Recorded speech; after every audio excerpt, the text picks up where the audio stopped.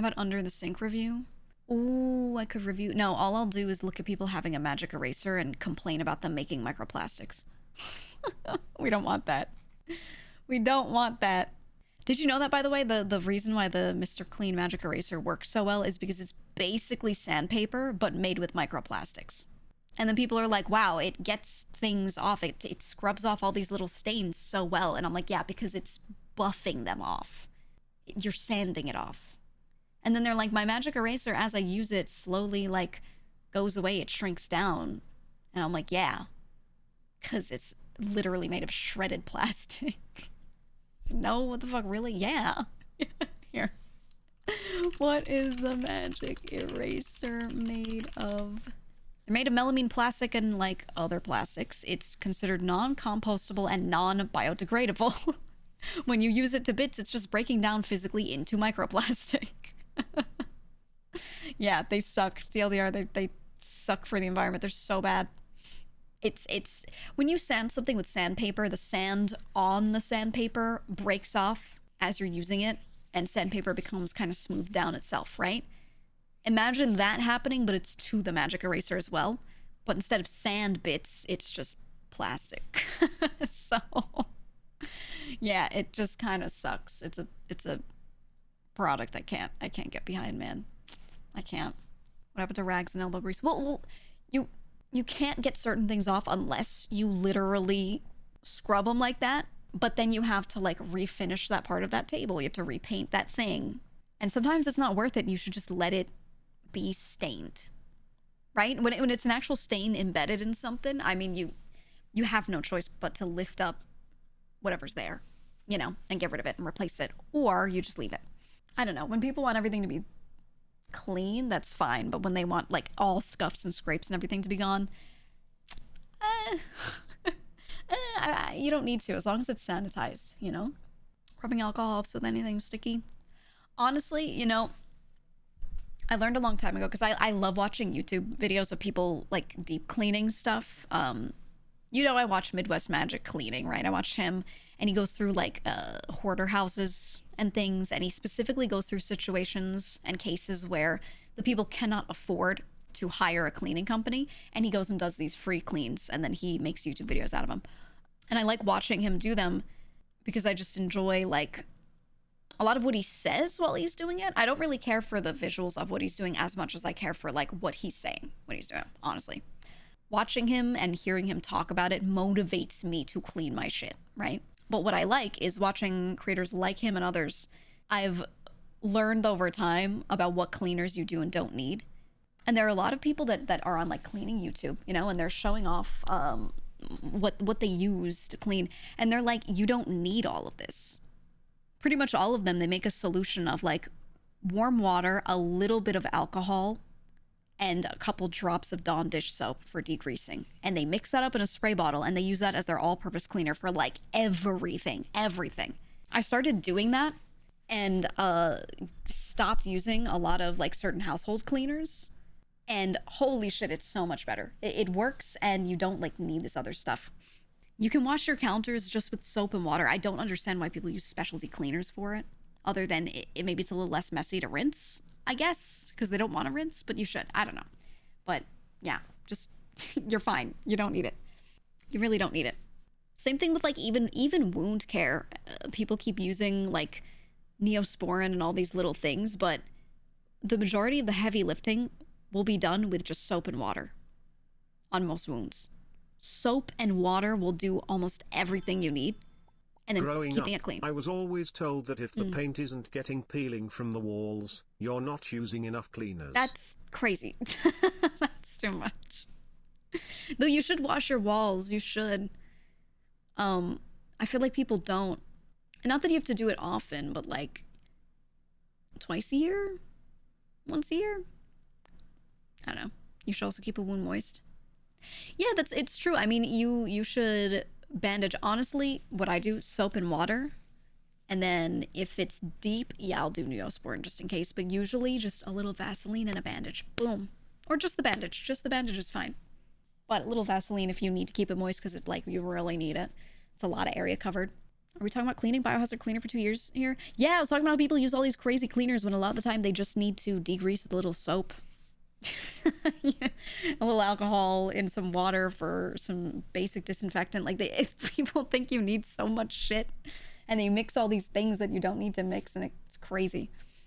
Said you can use Dawn and hot water by itself to clean nearly anything. If you want to clean your kitchen completely, all you need is hot water and scrub and Dawn spray. That's what I've been telling everyone, like just a little dish soap. Just a little dish soap. If you need to disinfect really badly, some people will do that and they'll put a little isopropyl into the water as well, as a cleaner. And that's for like your kitchen, that's for food waste, whatever. But if you're cleaning regularly with soap and water, you should be fine. Like, you shouldn't really need all of that stuff, you know? You really shouldn't. You said if you add pine sol and Dawn, you get a very strong cleaner. Yeah, Working agreed. retail has made me realize just how low standards people have on maintaining cleanliness. We also lack so many cleaning supplies that it's unbelievable how hard it is to find a broom. I wouldn't even mind a broken one. You know? Dare I say, brooms are out of style. I genuinely think, like when I go to a lot of people's homes, I feel like they don't just use a broom all the time and sweep. And I don't know why. It's all Roombas now. Roombas, but also, yeah, Swiffering and all that. You guys are thinking about the Swiffer wet jet. That's what you guys are thinking about. But no, people used to dry Swiffer all the time. And they used to do that because they would perceive that it would kick up less dust than sweeping, which I think is true, but I don't know how much it matters. I don't know. But I get like bits of cat hair, clumps everywhere. I don't need to vacuum every little thing. I can just sweep it with a broom, right? Like, I don't know. You feel like Swiffers just move the dirt around? Which is no different than sweeping. The problem is people think it picks it up all the way, and they're like, because they see something on the little, you should use the reusable ones, but those little disposable ones, the sheets that go on the bottom of it, they see like a dirt on it, and they're like, oh my god, look at how much it picked up. That's so crazy. But if you treat your Swiffer like a broom, I guess it's the same, right? I would think. I don't know. There's Roombas now that have little robot arms that can put away shoes and shit. Really? You know, what we need is we need Roombas that can go around and pick up children's toys and animal toys and put them in bins. Sweeping is a bit intensive. Why not vacuuming? Sweeping is not intensive. Unless you are disabled and you have like a really good reason to tell me sweeping is hard for you. Sweeping is not intensive. It's really, really physically easy. You know, outliers notwithstanding. You feel a dry or damp microfiber cloth is enough? Yeah, buy the dry Swiffer thing for a tool and then just attach a cloth to it. Just shove that bitch in there and you know, keep doing it. I don't know. Sweeping is quick though. You sweep underneath the counters and then vacuum it all up. Yeah. I think I don't know. I feel like there's so many tools on the market and so many cleaners on the market. But I watch all these professional cleaning channels and everyone's like, nah, just dish soap, bro. Just sweep, dog. They're like, sweep, and then every now and then occasionally you pull out like the steam cleaner, you do your floors thoroughly or whatever. And I'm looking at this and I'm like, isn't it insane how they've tricked everyone into thinking that you need all this stuff? I don't know, man. It's just so much marketing for so many years, right? Some of these tools are good, but if you just have a broom, a mop, a vacuum, you're chilling. You're just chilling. No, I don't have a Dyson vacuum. I have a really good Shark one. Yeah, Dawn dish soap is insane with the shit it can do. Dish soap is like unmatched. Completely unmatched, man. You want to get those brushes that are attached to power drills? They make these cleaning devices that are like on a telescoping thing.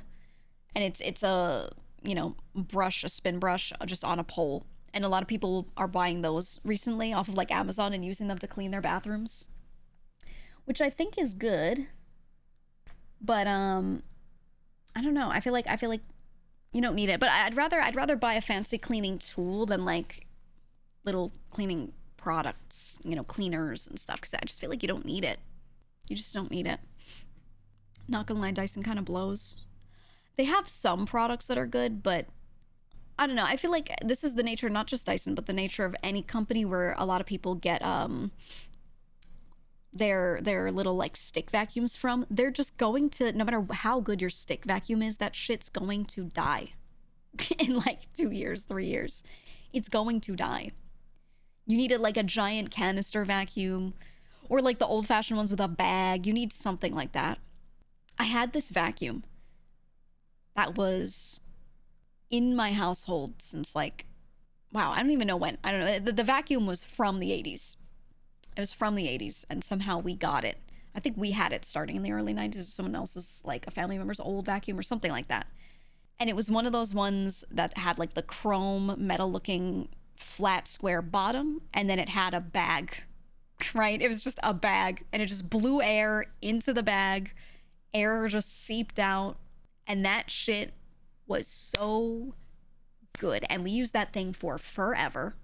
Yeah, I don't know if it actually was a Hoover, though. It was a different brand, but it was really good. That thing lasted forever. It was incredible. Eventually it was beyond repair, and we had like a whole funeral for it. Yeah, it was a Kirby. Yeah, that's what it was. It was so good. And it was able to be repaired, but we gave it to someone who was going to repair it and use it themselves. And then we got this big like shop vac. And that thing, oh, you don't need anything else. This giant canister that you wheel around, and then you have your big hose that you hold, and you do have to bend, you know, and vacuum with that thing. But holy fuck, that was the greatest vacuum ever. That big shop vac, indestructible. You could vacuum up liquids with it. Everything. I loved that vacuum. But my mother has it, so I don't have it. My mom's got the shop vac. It suck up the whole carpet. It had a couple of strengths that you could set it to. If you set it to like bigger strength, it would literally lift the carpet off the floor, yeah. But man, I love that thing. Love that thing. Right now I have a regular Shark vacuum. That thing is really good. Really good. I bought one of the slightly nicer ones. It gets everything. Everything. You sweep up a little, you vacuum with that. It's all you need. All you need. And then every now and then, like every month, every other month, I go around, depending on like how much abuse the floors have gotten, and I just steam clean. Boom. You like battery vacuums? No, yeah, me neither. Everything I have is with cord. Cordless, I feel like those lightweight cordless ones are just, I don't know. They're destined to die. They're destined to die within like 2-3 years. They're terrible. They're just terrible. I don't know. You'll use cordless for your car. They have their uses, and I think it's okay to have one if you have like kids, pets, you want to like pick stuff up occasionally. You just have to know you're going to have to replace it. You know, they're not like a 10-year product. Some of them might last, but you know, if you're using yours constantly and you're picking up hair and shit, nah. If you have a multi-story house, they're great. Tell me about it. I used to drag my vacuum up and down stairs all the time. Oh my god. Thing is so unwieldy, but you know, you do what you gotta do. You do what you gotta do. I like want to crawl out of my skin when I'm sitting there watching them look around an Asian bakery and they're like, oh my god, they have matcha, and I'm like, yes, they do.